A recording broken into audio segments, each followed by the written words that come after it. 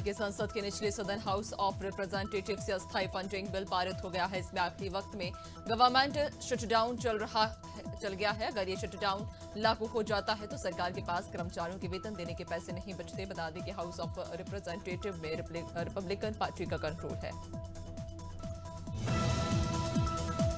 बांग्लादेश में अंतरिम सरकार के प्रमुख मोहम्मद यूनुस के सलाहकार महफूज आलम के विवादित पोस्ट पर भारत ने कड़ी आपत्ति जताई। दरअसल महफूज ने 16 दिसंबर को एक विवादित पोस्ट किया था। इसमें भारत के बंगाल, त्रिपुरा और असम के कुछ हिस्से को बांग्लादेश में दिखाया गया था।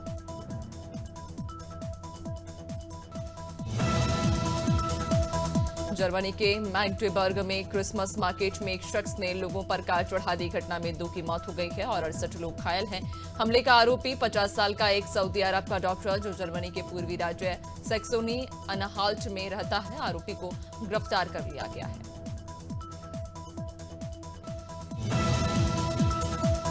अफ्रीकी देश युगांडा में डिंगा वायरस से 300 से ज्यादा लोग संक्रमित हो चुके हैं। इनमें सबसे ज्यादा महिलाएं और लड़कियां शामिल। इस रहस्यमयी बीमारी का सबसे ज्यादा असर युगांडा के बुंदी बग्यो जिले में देखने को मिला। जानकारी के मुताबिक इस वायरस की चपेट में आने पर मरीज के शरीर में तेज कपकपी होने लगती है। दिल्ली के नरेला में एक युवक की चाकू से गला काटकर हत्या कर दी गई। आरोपियों ने युवक की हत्या सिर्फ 45,000 रुपए के लेन देन को लेकर कर दी। डीसीपी नितिन विल्सन ने बताया कि मृतक हिमांशु नरेला का रहने वाला और वह हिंद अपार्टमेंट में दोस्त के घर पर रहता था। फिलहाल पुलिस ने आरोपियों की तलाश शुरू कर दी है।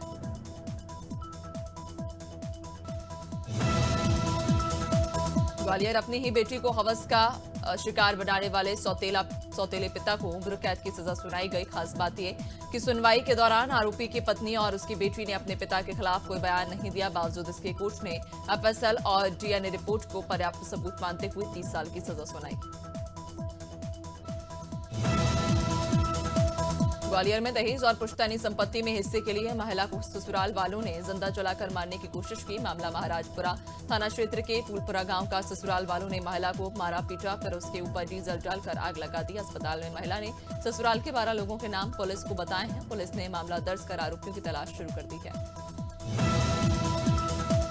महोबा में एक तरफ प्यार में पागल सिरफिरे आशिक ने युवती को गोली मार दी। मामला कबरई थाना क्षेत्र के विशाल नगर का, जहां 1 साल से युवक युवती से जबरन शादी करने का दबाव बना रहा था। युवती के मना करने पर युवक ने घर में घुसकर उसे गोली मार दी। पुलिस आरोपी की तलाश में जुटी है।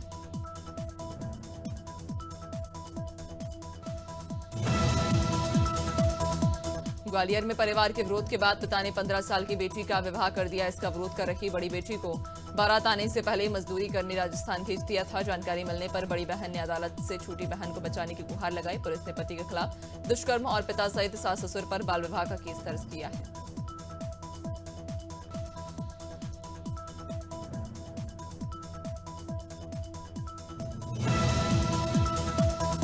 बटियागढ़ के निबोरा कला गांव में अवैध शराब और मांस मछली बेचने वालों पर पाबंदी लगा दी गई है। उल्लंघन करने वालों पर पंचायत कार्रवाई करेगा। गांव में शुक्रवार को हनुमान मंदिर में एक पंचायत बुलाई गई थी, जिसमें सबकी सहमति से निर्णय लिया कि कोई भी गांव में अवैध शराब या मांस मछली नहीं बेचेगा।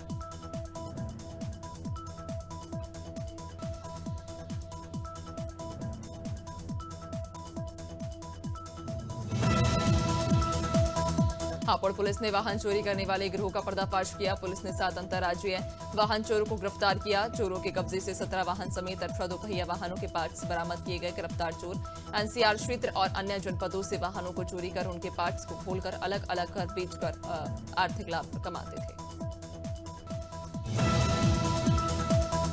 कवर्धा में सौरा गोरिया नट बेलदार पार्टी और देववार समाज के लोगों को अब तक सरकारी योजनाओं का लाभ नहीं मिल पाया। ये लोग अपनी मूलभूत सुविधाओं से वंचित। इन समुदायों के लोगों का आज तक जाति प्रमाण पत्र नहीं बना। बड़ी संख्या में समाज के लोग आज नगर पालिका पहुंचे और जाति प्रमाण पत्र की मांग कर विरोध प्रदर्शन किया।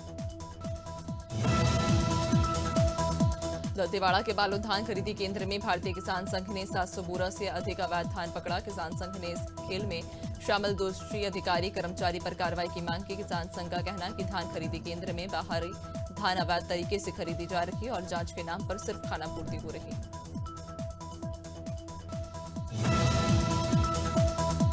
इंदौर की कनाजिया पुलिस ने बीजेपी पार्षद सहित 5 लोगों को जुआ खेलते हुए गिरफ्तार किया। एडिशनल डीसीपी अमरेंद्र सिंह ने बताया कि बरसाना गार्डन में कुछ लोग जुआ खेल रहे थे। पुलिस ने मौके पर जाकर दबिश दी और 5 लोगों को जुआ खेलते दबोच लिया, जिनके पास से 2 लाख से अधिक रुपए और ताश की गड्डी बरामद हुई।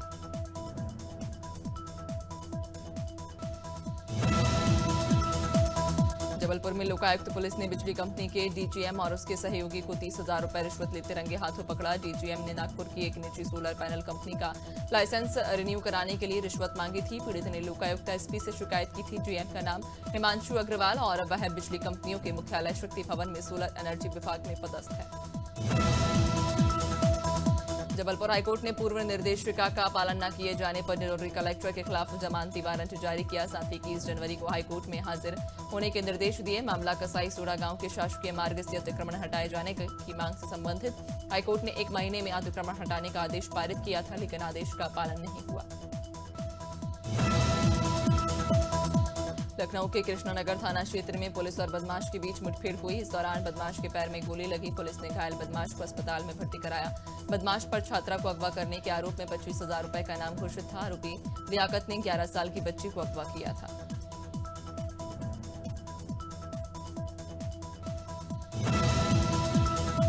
मध्य प्रदेश सरकार ने नर्सिंग काउंसिल के चेयरमैन डॉक्टर जितेंद्र चंद्र शुक्ला और रजिस्ट्रार अनीता चांद को पद से हटा दिया। हाईकोर्ट के निर्देश पर सरकार ने ये कार्रवाई की। गुरुवार को हाईकोर्ट ने नर्सिंग कॉलेज फर्जीवाड़े मामले में सुनवाई कर निर्देश दिए थे। मनोज सरियाम को चेयरमैन और कृष्ण रावत को रजिस्ट्रार का प्रभार सौंपा।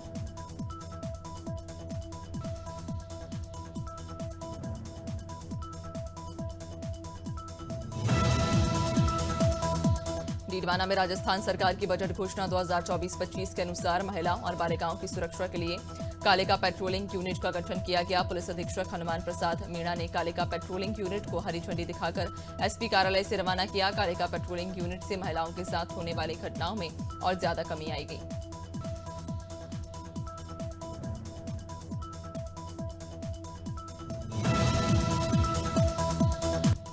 बस्तर पुलिस ने अति संवेदनशील नक्सल प्रभावित क्षेत्र चांदा मेटा गांव में सिविक एक्शन कार्यक्रम किया। कार्यक्रम के तहत वॉलीबॉल, कुर्सी दौड़, रस्सा खींच, हंडी फोड़ खेलों का भी आयोजन किया गया। इसके साथ ही पुलिस के आला अधिकारियों ने ग्रामीणों को दैनिक उपयोगी सामान उपलब्ध कराए।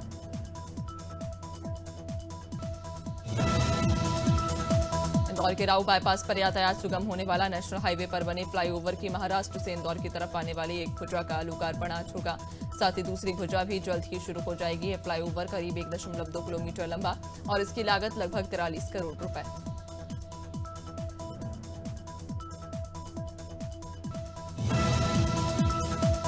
छत्तीसगढ़ परिवहन विभाग हाई सिक्योरिटी नंबर प्लेट को लेकर सख्त हो गया। परिवहन विभाग ने सभी जिलों को निर्देश जारी किए कि 1 अप्रैल 2019 के पहले रजिस्टर्ड वाहनों में भी नंबर प्लेट लगवाएं। सरकार ने सभी 28 जिलों के लिए शुल्क भी निर्धारित कर दिए हैं। लोग शुल्क पटाकर घर बैठे नंबर प्लेट लगवा सकेंगे।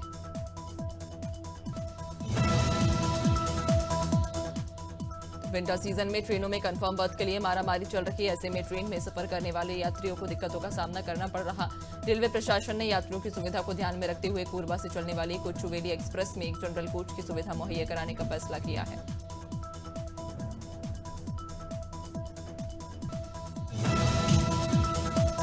आज से राजगीर महोत्सव 2024 की शुरुआत होगी। स्टेट गेस्ट हाउस मैदान में 21 से 23 दिसंबर तक महोत्सव का आयोजन होगा, जिसमें सांस्कृतिक कार्यक्रम से लेकर खेल प्रतियोगिताएं होंगी। आज शाम प्रसिद्ध सिंगर जुबिन नौटियाल आएंगे और कल सिंगर अरुणिता और पवनदीप पहुंचेंगे। वहीं तीसरे दिन लोकप्रिय गायिका मैथिली ठाकुर प्रस्तुति देंगी। मसूरी में विंटर लाइन कार्निवाल 26 से 30 दिसंबर तक आयोजित होगा। इसके लिए प्रशासन जोरों शोरों से तैयारियां कर रहा। प्रशासन ने गांधी चौक पर ट्रैफिक लाइट लगाने का काम शुरू कर दिया। इसके साथ ही प्रमुख चौक चौराहों पर सीसीटीवी कैमरे भी लगाए जा रहे हैं। इसके अलावा कई क्षेत्रों में छोटी छोटी पार्किंग स्थलों को चिन्हित किया गया। अब व्यवस्थित उन्हें किया जा रहा है। और महासमुंद में एक सिरफिरे आशिक ने प्रेमिका के पिता की हत्या कर दी। इस वारदात को अंजाम देने के लिए उसने अपने दोस्तों का सहारा लिया। पुलिस ने 3 आरोपियों को गिरफ्तार कर लिया है। बता दें कि तुमगांव थाना क्षेत्र के ग्राम बीरा के जंगल में एक अधेड़ व्यक्ति की लाश मिली। पुलिस ने जब मामले की जांच की तो हत्या का मामला सामने आया। रायपुर में एक बार फिर चाकूबाजी की वारदात सामने आई। घटना निगम मुख्यालय व्हाइट हाउस गार्डन के सामने हुई, जहां संजय नगर निवासी सपान खान को चाकू मारा गया। बता दें कि पीड़ित सपान की पुरानी प्रेमिका ने उसे फोन कर बुलाया था, जहां युवती के बॉयफ्रेंड ने 3 से 4 लोगों को साथ मिलकर सपान के साथ मारपीट की और फिर चाकू से हमला कर युवक को घायल कर दिया।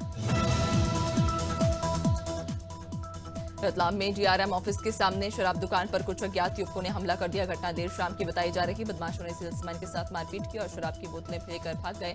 घटना के बाद पुलिस ने सीसीटीवी फुटेज के आधार पर आरोपियों की तलाश शुरू कर दी है।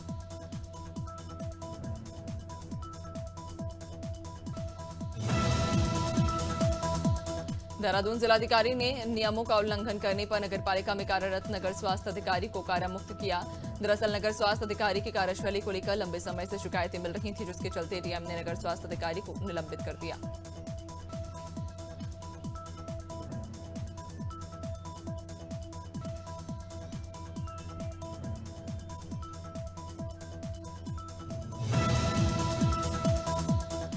श्योपुर में शिक्षिका शिव कुमारी जादून ने अनूठी मिसाल पेश की है। शिक्षिका ने अपने मकान सहित करोड़ों रुपए की संपत्ति पहले ही प्रसिद्ध छिमछिमा हनुमान मंदिर के लिए दान कर दी थी।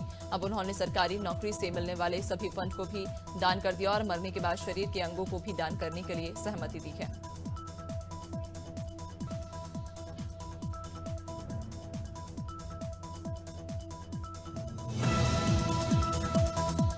चंदला विधानसभा क्षेत्र के गौरीहर में ग्रामीणों ने अतिक्रमण हटाने की मांग को लेकर चक्का जाम कर दिया, जिसकी सूचना मिलते ही मौके पर पहुंचे तहसीलदार ने ग्रामीणों से बातचीत की और उन्हें जल्द ही तालाब का सीमांकन कर अतिक्रमण हटाने का आश्वासन दिया, जिसके बाद ग्रामीणों ने चक्का जाम को समाप्त कर दिया।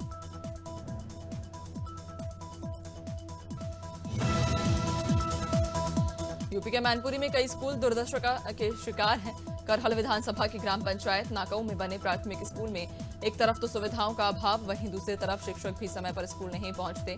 कई बार शिक्षक आते ही नहीं तो बच्चे बिना पढ़े ही वापस लौट जाते हैं और जिम्मेदार अधिकारी स्कूल की सुध तक नहीं लेते। शिवनी मालवा के सिरुपुरा गांव में धोखाधड़ी कर जमीन बेचने का मामला सामने आया। नर्मदापुरम कलेक्टर के फर्जी हस्ताक्षर और सील का उपयोग करके आदिवासी की जमीन को बेचने और उसका नामांतरण किया गया। पुलिस ने जमीन खरीदने बेचने वाले समेत सर्विस प्रोवाइडर और पटवारी के खिलाफ धोखाधड़ी का केस दर्ज किया है।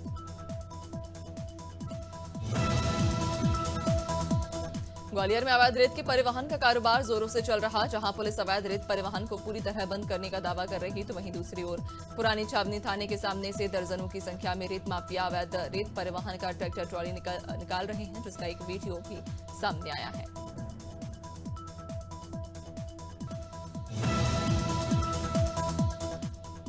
Unimech aerospace and manufacturing limited का आईपीओ 23 दिसंबर को ओपन होगा। निवेशक इस इश्यू के लिए 26 दिसंबर तक बिडिंग कर सकेंगे। 31 दिसंबर को कंपनी के शेयर बॉम्बे स्टॉक एक्सचेंज और नेशनल स्टॉक एक्सचेंज पर लिस्ट होंगे। इस इश्यू के जरिए कंपनी टोटल 500 करोड़ जुटाना चाहती है।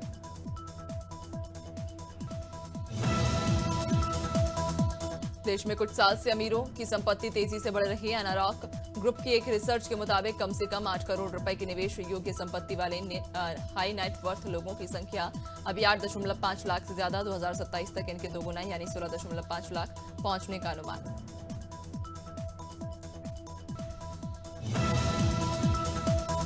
अडानी ग्रुप ने 27,900 करोड़ रुपए के इन्वेस्टमेंट का ऐलान किया। अडानी ग्रुप बिहार में thermal power, smart meter, cement, logistics समेत कई सेक्टरों में निवेश करेगा। इससे करीब 53,500 लोगों को रोजगार मिलेगा। अडानी एंटरप्राइजेज के मैनेजिंग डायरेक्टर ने ये घोषणाएं की हैं।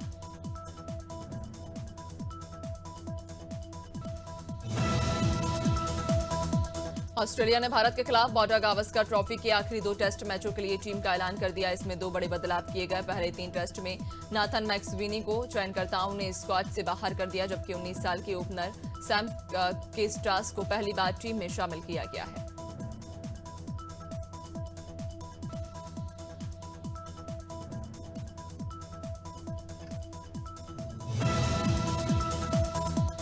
बांग्लादेश ने तीसरे टी20 मुकाबले में वेस्टइंडीज को 80 रनों से हरा दिया। इस तरह बांग्लादेश ने 3 मैचों की सीरीज 3-0 से अपने नाम की और पहली बार टी20 फॉर्मेट में वेस्टइंडीज के खिलाफ क्लीन स्वीप किया।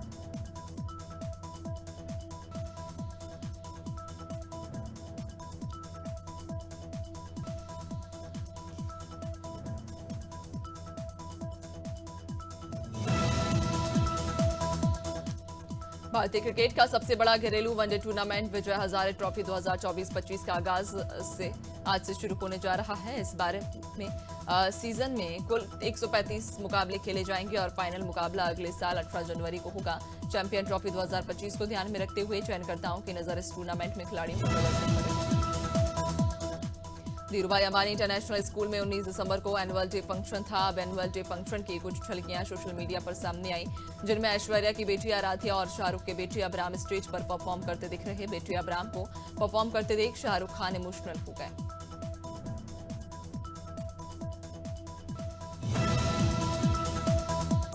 मुंबई के धीरूभाई अंबानी इंटरनेशनल स्कूल में एनुअल डे का आयोजन हुआ, जिसमें फिल्मी सितारे अपने बच्चों को सपोर्ट करने पहुंचे। इस दौरान एक तस्वीर सोशल मीडिया पर वायरल हुई, जिसमें करीना कपूर के पीछे शाहिद कपूर बैठे नजर आ रहे। फैंस को यह देखकर एक बार फिर फिल्म जब वी मेट के गीत और आदित्य की याद आ गई।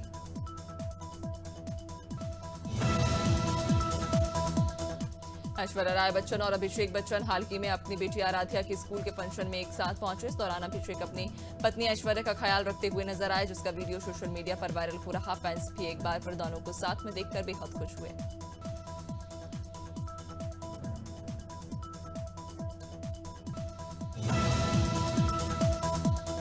एक्टर फरहान अख्तर की आगामी वॉर ड्रामा फिल्म 120 बहादुर की रिलीज डेट का ऐलान हो गया है। रजनीश घई की ओर से निर्देशित फिल्म 21 नवंबर 2025 को सिनेमाघरों में रिलीज होगी। इसकी घोषणा निर्माताओं ने की है। ये फिल्म परमवीर चक्र, मेजर शैतान सिंह भाटी और 13 कुमाऊं रेजिमेंट की चार्ली कंपनी के सैनिकों की कहानी बताएगी।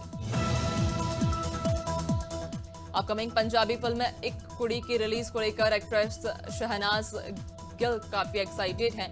हाल ही में एक्ट्रेस ने सोशल मीडिया पर फिल्म के पर्दे के पीछे की झलक यानी कि बीटीएस वीडियो शेयर किए। इस फिल्म के जरिए शहनाज गिल बतौर प्रोड्यूसर डेब्यू करने वाली हैं। फिल्म की लीड एक्ट्रेस भी वही हैं।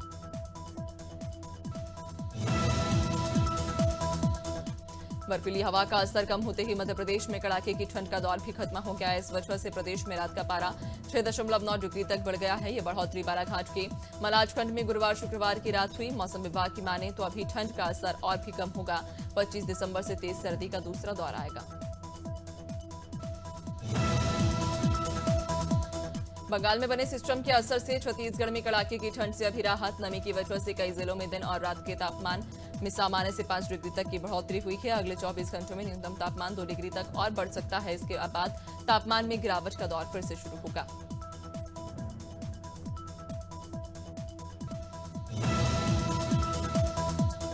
सीजन में पहली बार यूपी के कानपुर शहर का तापमान सबसे कम रहा। शुक्रवार को यहां का तापमान 5.6 डिग्री रिकॉर्ड किया गया। मौसम विभाग का कहना कि क्रिसमस के बाद प्रदेश में 26 से 28 दिसंबर के बीच बारिश हो सकती है। अगले 48 घंटों के दौरान पहले पछुआ, फिर 23 दिसंबर से पूर्वा हवा चलेगी। पछुआ हवा से रात के पारे में गिरावट आएगी। राजस्थान के अलवर में शनिवार सुबह हल्का कोहरा रहा, लेकिन धूप निकलते ही सर्दी से राहत मिलती है। रात के तापमान की बात करें तो 6 डिग्री सेल्सियस के आसपास है, जबकि धूप निकलने से अधिकतम तापमान 23 डिग्री सेल्सियस के आसपास है। हालांकि अब शीतलहर का असर कम हुआ।